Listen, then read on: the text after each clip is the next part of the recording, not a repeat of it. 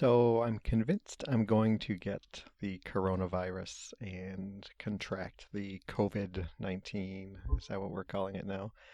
Um, Disease. And yeah, I just don't see any way around it given my job and all that, right? I mean, my job is I go in, I touch things in stores that other people have touched. And so there's no reason to expect that I won't get it. And because of that, I just canceled a plan to go up and see my mom. I was going to go up in about 10 days and see her, see my friend Dave, see my friend Scott.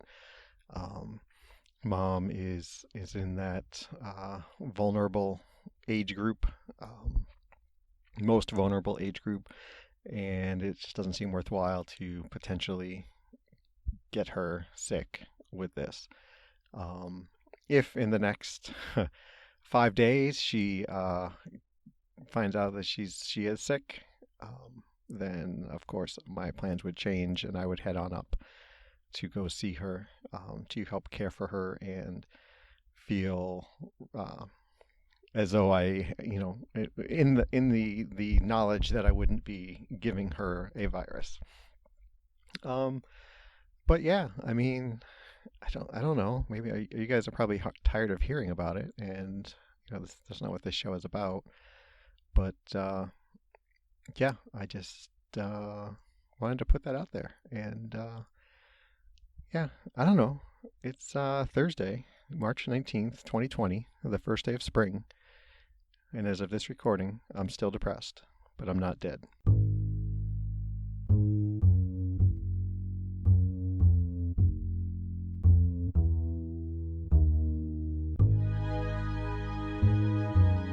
So, like I said, I plan on getting sick. Um, and because of that, I am trying to do what I can to stay healthy, have my body doing as well as it can. So I'm getting even more sleep than I was before, and I think I talked about that a little bit on the last show. And some of it is now a conscious effort to get more sleep, and some of it is still just that whatever emotional junk that's going on that's causing me to stay in bed later, every morning. But I'm making sure I'm going to sleep, and getting my sleep, and trying to drink fluids, and I'm trying to exercise and run, uh, which is an on and off thing. But I've decided that it's a good thing. Keep my lungs nice and healthy, as this what's going around is a respiratory illness, upper and lower. Um, and so I figure I'll just keep doing these things. So I went out today and I ran 4 miles straight out, which brought me to 4 miles walking back. I'm trying to work my way up again to 6 mile runs every time I go. And yeah, today was 4 mile. And so that was a long walk back. It was a long run out, to be fair. And so I was thinking about different things on the way back. And like I was thinking about my job. I was thinking about, well, everything. I don't need to pontificate on that too much, but I was thinking at the base, my job is to make sure that things are running at their basic configuration, right? I mean, these consumer electronic displays, headphone displays, or laptops, or tablets, or things like that. I go in, test how they're functioning. If they're not functioning the way they're supposed to, kind of out of the box, maybe with a demo mode, then I troubleshoot that. And if it's really, my goal is to get it back to its basic configuration, its root purpose, its root functionality. And so I got to thinking about me, about us, collectively us, who are dealing with depression or other mental illnesses. And isn't that what we're after? Aren't we after like getting back to some basic root functionality? We want funny things to be funny. We want sad things to be sad. Interesting things to be interesting. On and on and on. Clever things to seem clever. Um, that's what we want, right? Because we've got a glitch. We've got something that's preventing us from reacting the way um, people react to stimulus. And it's not like we're in general, not like malfunctioning is such a negative word, but it's not like we're diminished in every aspect of these things, right? I mean, stereotypically, folks with depression find sadness in many places, and in that case, something sad would be sad. I, I've been watching The Simpsons on Disney Plus, and one out of every 5 episodes, I may laugh or smile at something, generally before it occurs, as I'm remembering what the next line is. So on occasion, I'll find something funny. Um, and others, we might be find interest in something, in their one thing, gaming or watching YouTube videos of cats or snails or whatever. Um, but we're after that kind of base utility, base configuration of life, and why wouldn't it be nice if someone could just come in and you know turn us on and off, and and then poof, just like that, we've got uh, brightness in our day or darkness when it's appropriate. Um, yeah, I don't know. That probably makes no sense whatsoever, but it kind of was bouncing through my head as I was walking, and I wanted to share that with you all. Um, I was questioning whether I was going to get an episode out this week. Um, I don't know why. I really, I mean, I guess that's the general trend of the show, um, looking ahead. But I was looking at my podcast feed, and there's a lot of um, not quite daily, but nearly daily different podcasts that I would listen to that aren't appearing. And, I get that. And it's in a way, I miss hearing those voices. And I still hear from a lot of you that how much you appreciate hearing me, yammer on about the goings ons in my head.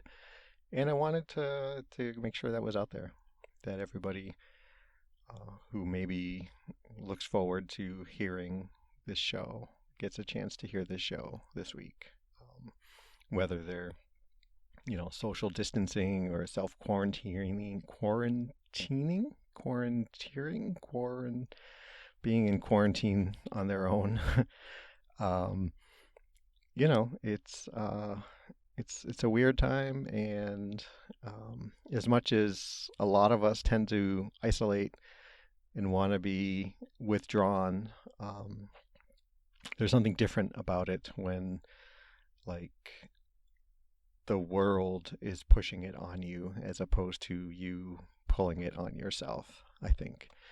And yeah, I want to invite everyone to reach out to me if you are feeling a little bit lonely and want to have a chat. I'm trying to find a new routine to get back in touch with everybody who does message me and email me.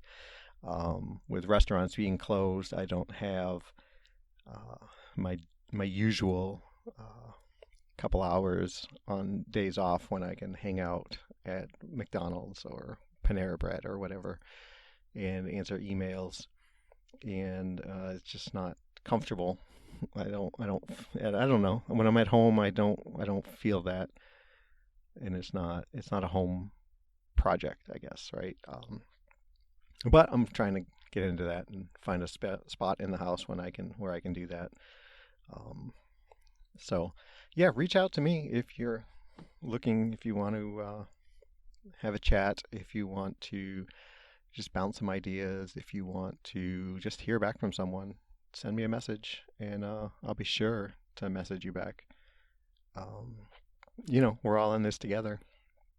And yeah, I mean that's another thing that I think about with what's going on and kind of the political will that exists with this coronavirus pandemic scare, right? I mean, we're talking here in the United States about, a trillion with a T um, stimulus financial package to pump money into the economy and to help those who maybe can't go to work um, because of what's going on.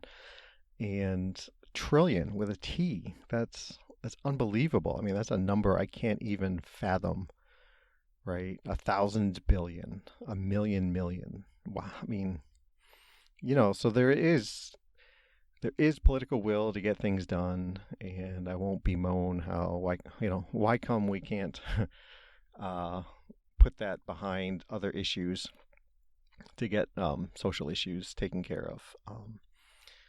But yeah, I don't know. Um, it's it's interesting to see and how and at least here in the United States, a lot of the news reporting is on this now and how this pandemic affects us and the economy. And you don't hear as much about the strife in the world and the differences among nations and parts of nations and this group and that group, unless it's, the two parties in the American system fighting each other over who gets the money or what and why.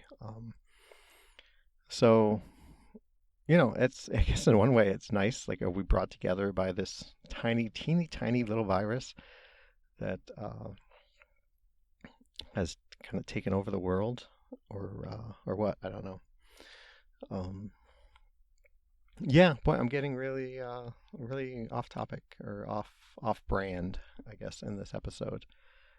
Um, I I don't know. I mean, but that's what's going on, right? Is we're dealing with this event in addition to what we've been dealing with for years, and I guess even in my own mind, like it's taken a back seat um, to my mental illnesses, um, disorders have taken a back seat to this virus, this thing. I mean, Nora's been a little bit sick, and it doesn't seem like it's related to what's going on with the pandemic.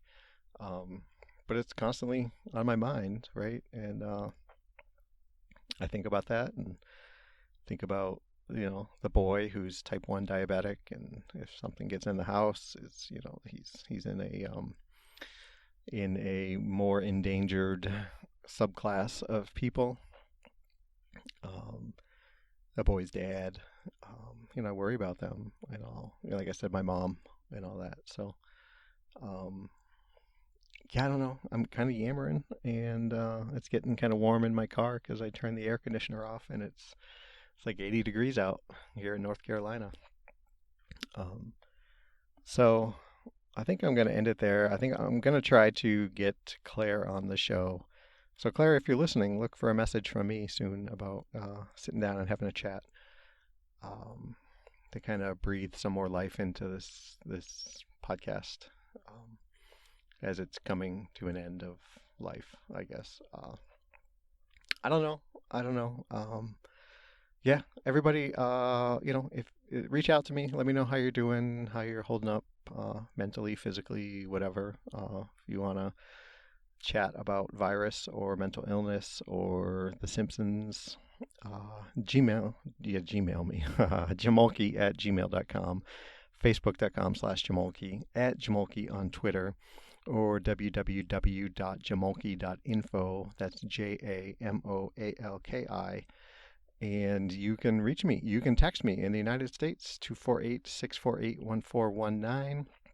Maybe you're one of my college student listeners and you've got nothing else going on because classes are out, text me. Let me know how you're doing. That'd be fun.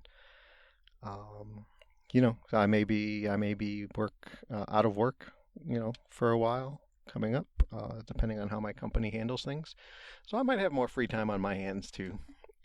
Let's be friends because we can all use more friends. So, yeah, everybody, thanks for listening and be safe and be well.